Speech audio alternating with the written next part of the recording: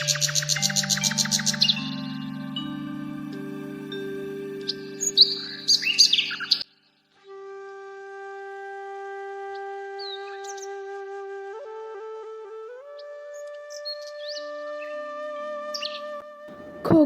কতদিন হয়ে গেল দেখিনি। আজ খোকার মুখটা চোখে ভাসছে। জানি না শহর থেকে কবে বাড়ি ফিরবে সে। মা, মা, মা। কেউ যেন ডাকছে মনে হচ্ছে আমায়। এ তো খোকার মতো লাগছে। যাই, গিয়ে দেখি তো, যদি আমার খোকাই হয়। না না, দেখি গিয়ে কে ডাকছে আমায়। কি গো, বাড়িতে কি কেউ নেই? কই আসছে না কেউ? ওই তো দরজা খুলছে, মা আসছে মনে হয়। আরে আমার খোকা এসেছে যে। মন যা চাই বলে যে সে তাই পাই। কেন মা, কি হয়েছে? আমাকে দেখে তুমি চমকে গেছো নাকি তোমার বৌমাকে দেখে? বৌমা মানে? আর এই মিষ্টি মেয়েটা কে বাবা তোর সাথে? ভারী মিষ্টি দেখতে। মা, আমি ওর কথাই বলছি। আমি তোমার জন্য শহর থেকে বৌমা এনেছি।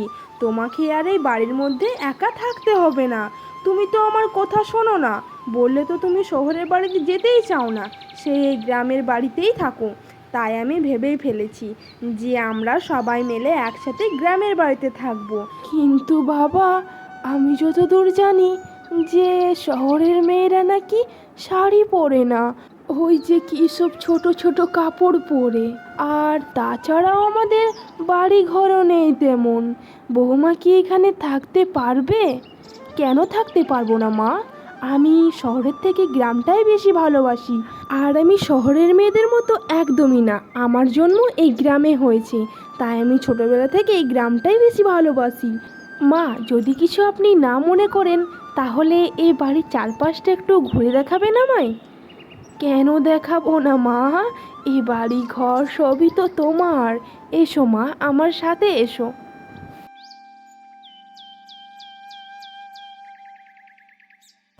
যাক বাবা, মায়ের তাহলে বৌমা পছন্দ হয়েছে।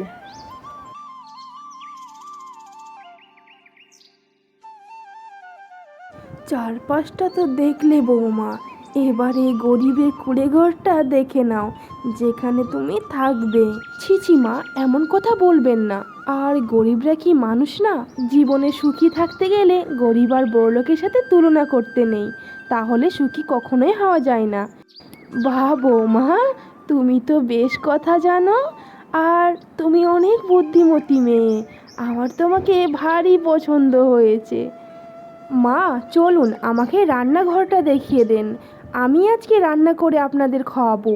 আরে না না না না না, এ মা, এ কি বলে মেয়ে?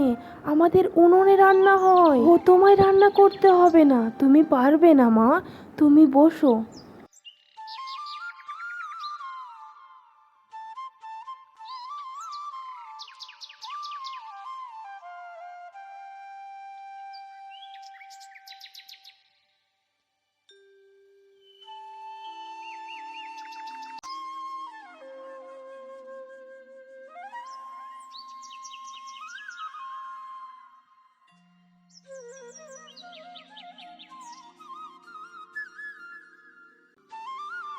কি গো, সকাল সকাল কোথায় গিয়েছিলে?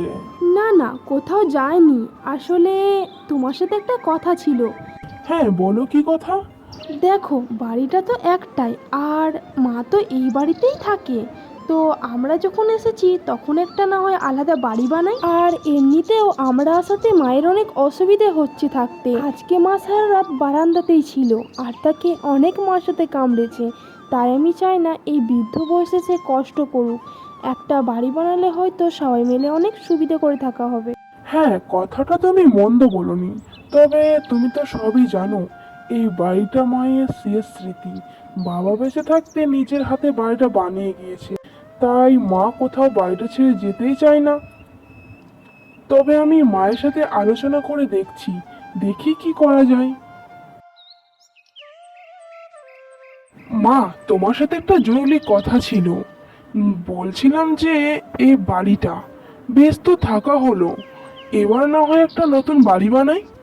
আরে বাবা, তুই তো জানিস এই বাড়িটা তোর বাবার শেষ স্মৃতি, আর এটাকে নিয়েই আমি বাঁচতে চাই।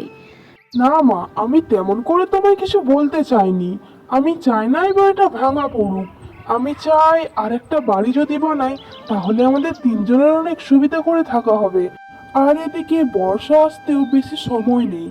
আর বর্ষা আসার আগে ভাবছি একটা বাড়ি বানাবো, যাতে করে তোমার অসুবিধে না হয় মা। আর এই বারান্দার মধ্যে থাকতে গেলে বর্ষার পানি লাগবে গায়ে, তখন তোমার শরীর খারাপ হবে আর অনেক অসুবিধা নেমে আসবে। হ্যাঁ বাবা, তোদের কথা আমি বুঝতে পেরেছি। তোদের যেটা ভালো হয় তোরা সেটাই কর। এমন কিছু করিস না যাতে তোর বাবার এই এত বছরের শেষ স্মৃতিটুকু আমাকে ছেড়ে চলে যায়। না মা, আপনি একদম ভাববেন না, এরকম কিচ্ছুটি হবে না। আপনি নিশ্চিন্তে থাকুন, বাবার স্মৃতি আর আমাদের ইচ্ছে দুটোই পূর্ণ হবে। আচ্ছা বৌমা, তোমরা যেটা ভালো বোঝো সেটাই করো। তাহলে কাল থেকেই কাজ শুরু করে দিই নতুন বাড়ি বানানো। আচ্ছা বাবা, আচ্ছা। কী রে, কিছু কি শুনেছিস? কি শুনবো দিদি? আরে ওই যে বুড়ি পিসির বাড়িতে নতুন বৌমা এসেছে। তার ছেলে ওই যে শহরে কী সব কাজ করে, সেখান থেকে বৌমা এনেছে। ওমা, সে কি বলো? তাহলে তো মেয়ে শহরের। হ্যাঁ রে হ্যাঁ।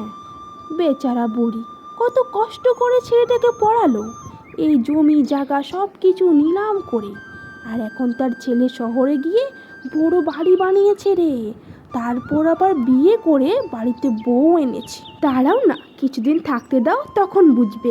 শহরের বৌমা বটে উনি, কম সম নয়। আমি বলেছিলাম যে দেখো তোমার বয়স হয়েছে, আমার একটা পিসির মেয়ে আছে, বউ করে নাও তোমার ছেলে। তখন বুড়ির কি ঘ্যাম, বলে না, আমার ছেলের বউ আমি নিজে দেখব। না বুঝো ঠেলা। এবার কোথায় তুমি নিজে দেখলে? তোমার ছেলে তো নিজেই বিয়ে করে নিয়ে এলো। ওই জন্য বলে বাবা, কারো ভালো করতে নেই। আবার হ্যাঁ, শুনলাম নাকি মেয়েটা নাকি ভারী মিষ্টি দেখতে। সব লোকের মুখে শোনা কথা।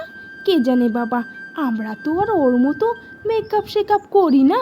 ওই যে শহরের মেয়েরা সব কী সব আটা ময়দা মাখে মুখে। বৌমা, কাল থেকে তো বাড়ির কাজ শুরু হচ্ছে।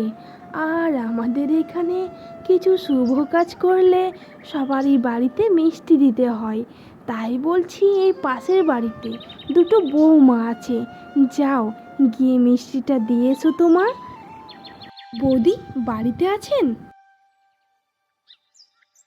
এই ধরুন মিষ্টিটা, মা দিয়ে পাঠালো। আসলে কাল থেকে আমাদের বাড়ি করা শুরু হবে, তাই বলে সবাইকে একটু করে মিষ্টি মুখ করাচ্ছি। আরে হ্যাঁ হ্যাঁ, তোমার কথাই হচ্ছিল। আসলে বৌদি বলছিল যে আমাদের পাড়ায় নতুন বৌমা ঢুকেছে, ভারী মিষ্টি দেখতে। কি বলো বৌদি? আরে হ্যাঁ হ্যাঁ, এ কথাই হচ্ছিল। এটা ভুল বললেন বৌদি, সৌন্দর্য কখনো চেহারা দিয়ে হয় না, সেটা তো মনে থাকে। তাহলে আমি আসছি বৌদি, আপনারা কিন্তু যাবেন বাড়ি দেখতে। বাড়িতে অনেক কাজ, না গেলে মা একা হাতে করতে পারবে না। আসছি তাহলে এখন। কি গো বড় বৌদি, তুমি যে বললে শহরের বৌমা পেয়ে বুড়ি পিসিমার কপাল পুড়বে, এ তো দেখছি বৌমা পেয়ে বুড়ি পিসিমার কপাল খুলেছে। তাই তো দেখছি। যাক বাবা, লোকের কথা গিয়ে লাভ নেই। সত্যি বৌমা, তোমার মতো বৌমা পেতে ভাগ্য লাগে। দেখো, আমি ভাবতেই পারিনি যে আমরা সবাই মিলে একই বাড়িতে থাকবো, আর তোমার শ্বশুর মশাইয়ের স্মৃতিটুকু নিয়ে সারাটা জীবন তোমাদের সাথে থাকতে পাবো। আমি কখনোই ভাবতে পারিনি যে এই একই বাড়ির মধ্যে আমার ছেলে বৌমাও থাকবে। সত্যি বুদ্ধিমান মেয়ে আমি দুটো দেখিনি।